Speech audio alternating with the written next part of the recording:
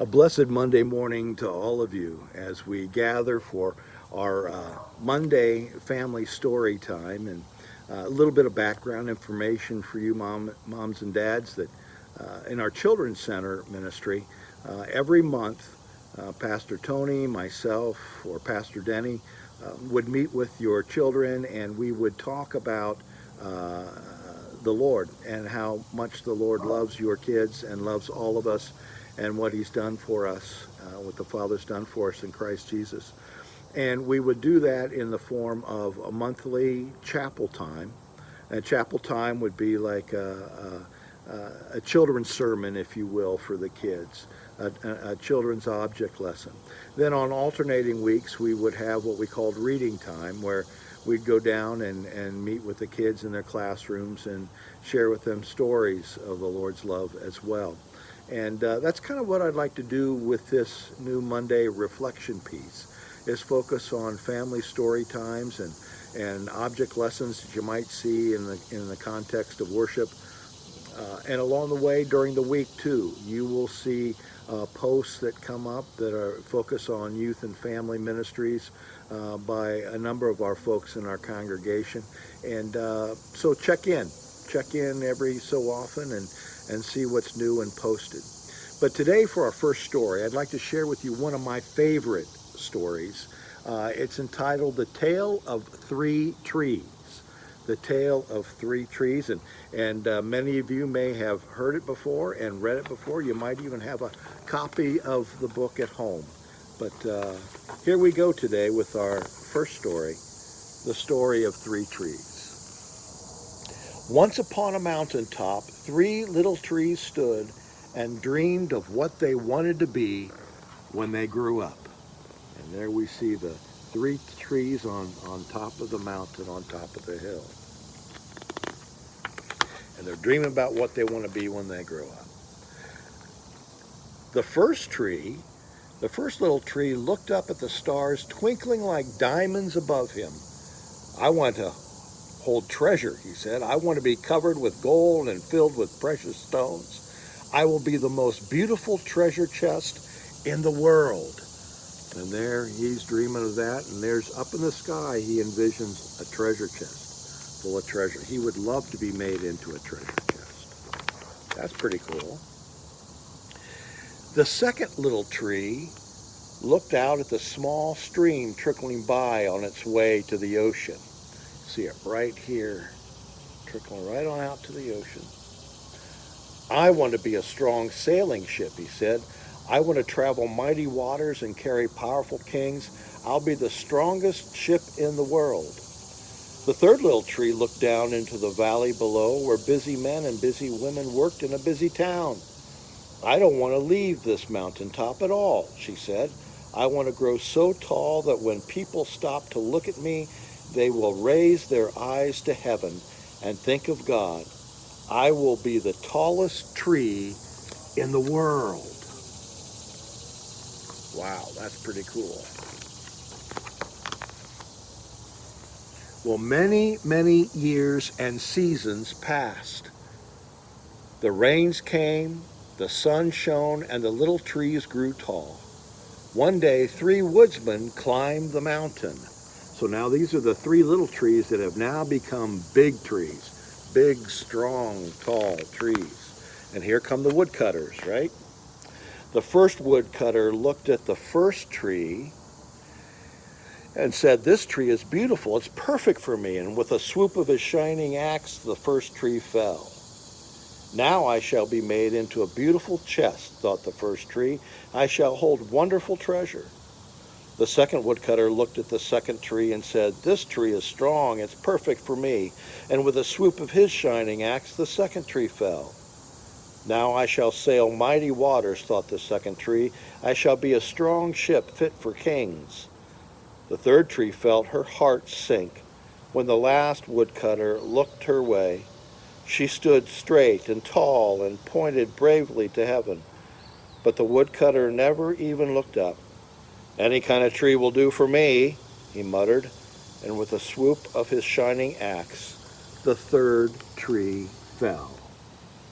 See, all three trees have now been cut. The first tree rejoiced when the woodcutter brought him to a carpenter's shop, but the busy carpenter was not thinking about treasure chests. Instead, his work-worn hands fashioned the tree into a feed box for animals. The once beautiful tree was not covered with gold or filled with treasure. He was coated with sawdust and filled with hay for hungry farm animals. And there's the carpenter working on the feed trough. The second tree smiled when the woodcutter took him to a shipyard, but no mighty sailing ships were being made that day. Instead, the once strong tree was hammered and sawed into a simple fishing boat. Too small and too weak to sail an ocean or even a river, he was taken to a little lake. Every day he brought in loads of dead, smelly fish. Yuck, not what he wanted to do. The third tree was confused when the woodcutter cut her into strong beams and left her in a lumber yard. What happened? The once tall tree wondered. All I ever wanted to do was stay on the mountaintop and point to God. And now she's just been sewn into these beams. Many, many days and nights passed. The three trees nearly forgot all about their dreams. But one night, golden starlight poured over the first tree as a young woman placed her newborn baby in the feed box. I wish I could make a cradle for him, her husband whispered. The mother squeezed his hand and smiled as the starlight shone on the smooth and sturdy wood. This manger is beautiful, she said. And suddenly the first tree knew he was holding the greatest treasure in the world. You know what that greatest treasure was, boys and girls? Do you know? The baby Jesus. The greatest treasure ever. One evening, a tired traveler and his friends crowded into a fishing boat. The traveler fell asleep as the second tree quietly sailed out into the lake. Soon a thundering and thrashing storm arose. The little tree shuddered. He knew he did not have the strength to carry so many passengers safely through the wind and the rain. The tired man awakened. He stood up, stretched out his hand, and said, "Peace!" And the storm stopped as quickly as it had begun. And suddenly the second tree knew he was carrying the King of heaven and earth.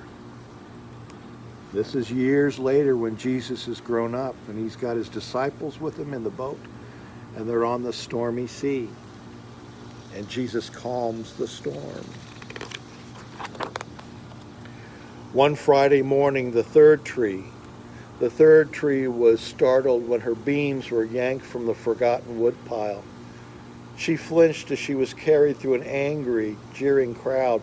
She shuddered when soldiers nailed a man's hands to her. She felt ugly and harsh and cruel.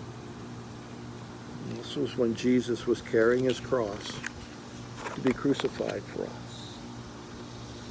But on Sunday morning, when the sun rose and the earth trembled with joy beneath her, the third tree knew that God's love had changed everything. It had made the first tree beautiful. It had made the second tree strong.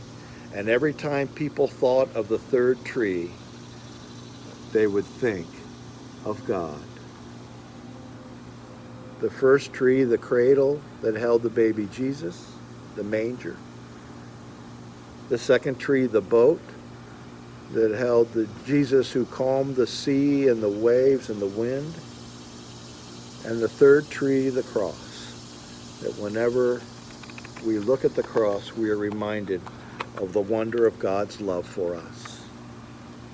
That was better than being the tallest tree in the world. Thanks for tuning in and being part of our story today. Moms and dads, if you're interested, this is The Tale of Three Trees, a traditional folk tale retold by Angela Elwell Hunt. Illustrations by Tim Jonke, Jonke. David Cook Publishers. Thanks for joining me today, and I'll see you again soon. God's blessings and peace be with you all. Stay safe, stay well. God bless. See you next time. Bye-bye.